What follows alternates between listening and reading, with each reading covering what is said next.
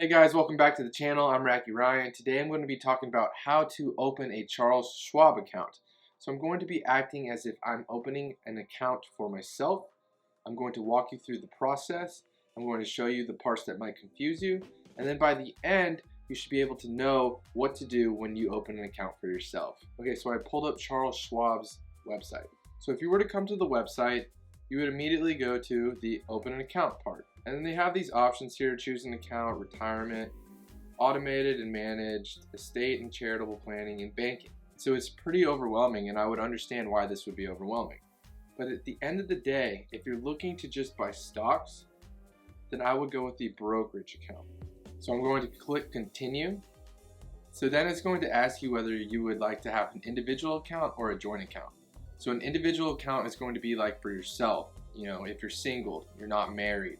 A joint account is going to be like for married people, or let's say you are common law married, or let's say you want to open an account with a sister or a sibling, something like that, or you want to open an account with a family member.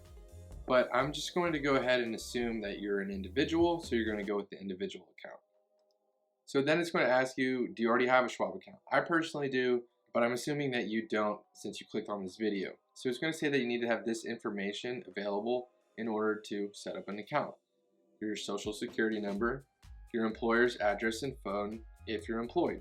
So next you click get started, and then it's going to ask you to fill out your first name, middle name, last name, your home address, is it in the United States, Puerto Rico, or US Virgin Islands, date of birth, social security number, contact information, etc., etc. And I'm just going to go ahead and fill this in as just some random name, etc. 990. So then you click continue. So then it's going to ask you to create a login ID. So I'll just fill out some random stuff. Continue. So then it's going to ask to verify your first security check. So I actually made up this email. I only did that for the purposes of this video because I had a fake name, but then they actually made me verify. So I'm gonna go get the access code and then delete this email, just FYI. But I wanna move on in this process so you understand what to do, how to get a Charles Schwab account. And honestly, I think it's good that they have this extra layer of security so that you don't get taken advantage of, or like someone hacks into your account or uses your information in order to open a brokerage account. So this is pretty good. I enter in the access code. Now it's asking me to fill out a bunch of information, and I'm just going to make all of this up, by the way. Country of citizenship, United States. Have you lived in the above address for 6 months or more?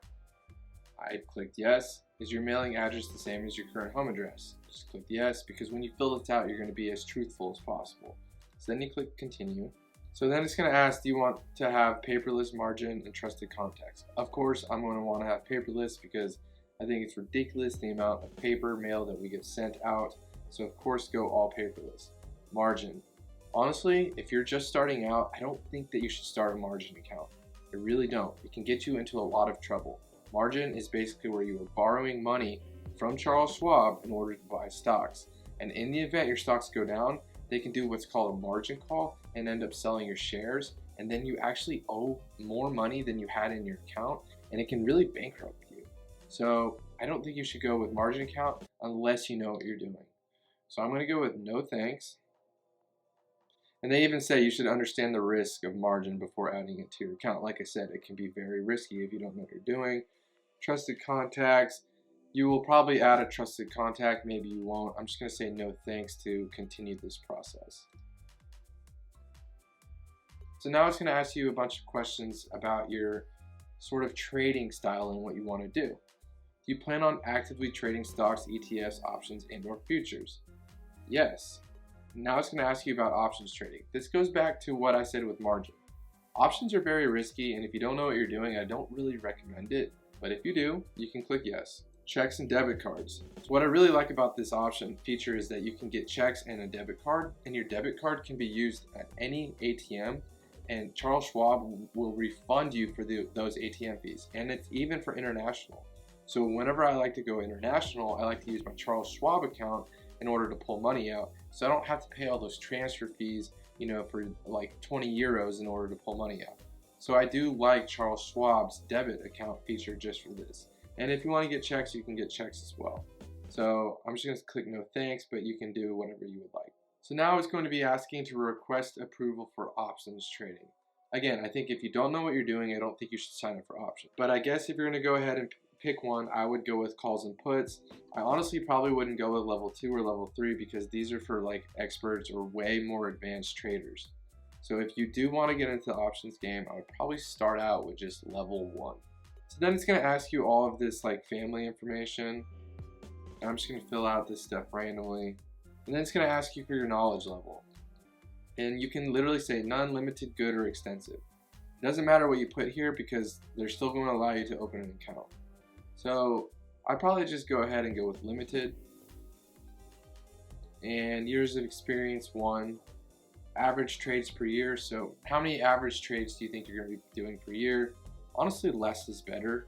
So let's say maybe, I don't know, 10. Average trade amount nearest thousands. Let's just say 1,000. Options. So this goes back to options. It's going to ask you your knowledge level. So again, I'll just say limited. Years of experience 1. Average trades per year. You probably don't want to be trading a lot of options per year. Let's say 10. Let's just go with 1,000. But if you do go with none, then it doesn't make you fill any of this in. So I'll just go with none, but I wanted to show you what you could do if you do put limited, etc., etc. So then these are the regulatory questions, So are you a member of the board of directors, a 10% shareholder, or policy-making officer of a publicly held company? If you are one of these, then you probably already have some sort of account somewhere. So I'm just going to go ahead and say no, because it's highly unlikely, because not many people in this world are actually a member of a board of director, a 10% shareholder, or a policy-making officer of a publicly held company. So then the next question is pretty important. Are you, or is anyone with a beneficial interest in this account, employed by or associated with any of the following?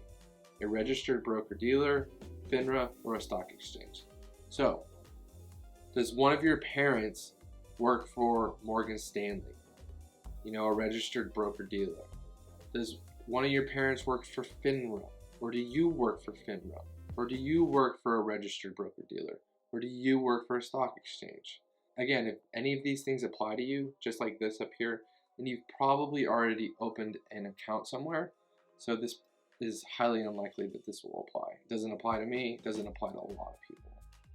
So next it's going to ask for your employment status, and you're going to put employed, you can put student, you can put retired, you can put not employed. Really just put the truth and whatever it is. So what are the sources of funds that you're using to open your Schwab account? Alright, let's just go with salary, wages, or savings. And then it's going to ask, what are the purpose for investing? Really, it doesn't matter what you put. You can click all of them. You can click college, estate planning, general purposes. It's not like it's going to not allow you to open an account. So then I'm going to click continue. So now it's going to want you to fund the account, right? So you're going to have to put money into the account so you can buy stocks, etc. The first way, the most common way, is an online bank transfer. So you would enter in, Wells Fargo, Chase Bank, etc. And then it's going to ask you to put in your login credentials, and then it will take it and it'll transfer that money from your account. Or you can send them a check if you want to send them a check. Or you can do an invest account transfer, meaning let's say you have a brokerage account with Robinhood, or you have a brokerage account with Fidelity, or wherever. You can actually transfer all of your assets into Schwab. And so that's what this third one is. But most likely you're going to end up just doing an online bank transfer. So then it's going to ask you to review your information. So I'm John Racky Doe. This is some made up email that I made up. 1234 Racky Street, Rackyville, Alaska. All these different things, etc., etc. Annual income, source of income, my job, total net worth, liquid net worth. So make sure everything looks good. Then you click continue. So then it's going to ask you a bunch of consent and terms and conditions. And I actually think that you should spend some time and read over them so you just have a general knowledge of what you're signing up for. You're going to click all the boxes. So then after you check all the boxes, you're going to click continue. This will submit your account application, and then they will create an electronic record of your account, And then from there, that's the process. I'm not actually going to click continue because I already have an account, and I don't want to just really waste their time by making up all this stuff I just made up. But this is the process of how you open an account. So then once you have opened an account, I will show you how to actually trade, buy stocks, etc. on Charles Schwab with my account. I'll make a video on that. So there you have it. That's how you open a Charles Schwab account. So if you like this video today, make sure to hit the like button as well as subscribe. I appreciate you guys spending time with me today, and I look forward to seeing you again in the future.